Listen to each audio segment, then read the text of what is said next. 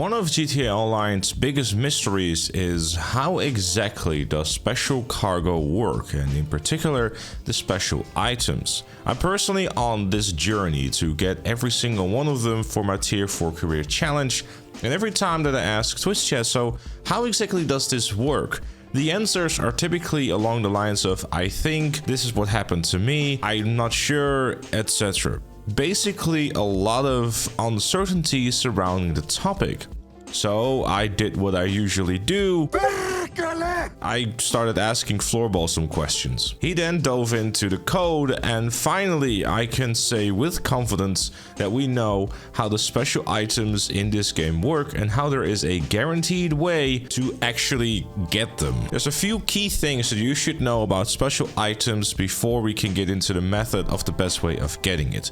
First and foremost, there's a total of 11 different types of contraband that you can get in the special cargo warehouses stuff. 6 of those have a special item associated with them. Now, here is a handy graph which will give you a better idea of where we're going with this. When you load into a session, it will set the contraband type of any of the 11 types of contraband that you can get from the game. Then it will check if you've done 20 source missions. It doesn't matter if this is 1, 2 or 3 crates. Then it will check if the contraband that you got has a special item associated with them. So say for example you got medical supplies, that by default then means you will not be getting a special item chance. But if you for example were to get gems, you will have a chance of getting the special item. The chance of getting the special item is 10%. Then the game will check if you already have the special item and if you have all special items, because you can only have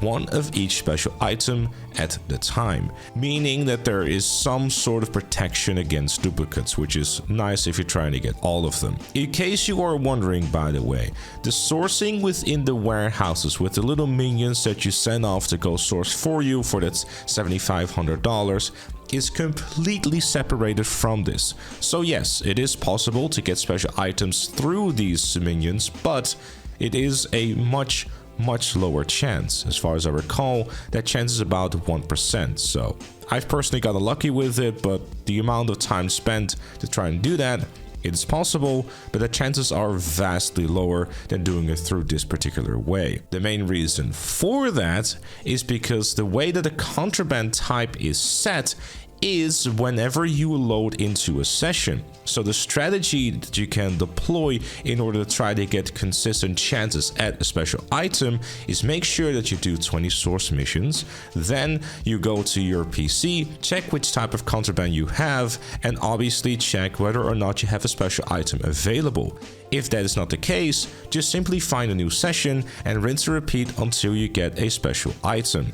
It is important to note, and when I say important, I mean incredibly important, that when you have finally acquired that special item, the amount of sourcing missions completely resets, meaning that if you have gotten a special item, you will have to do another 20 source missions before you will be able to have a chance again to get a special item. And I think this is the biggest part where even myself spent an ungodly amount of time trying to refresh sessions, hoping that I actually get a special item, because there is no way that you'll be getting a special item if you haven't done 20 sourcing missions. It is also very important that you complete the sourcing missions. Failed missions will not count towards the total, so the best way to go about it, if you're being a solo player, is doing 1 crate source missions. This way you can complete them relatively quickly, and you will once again be able to go back to keep switching sessions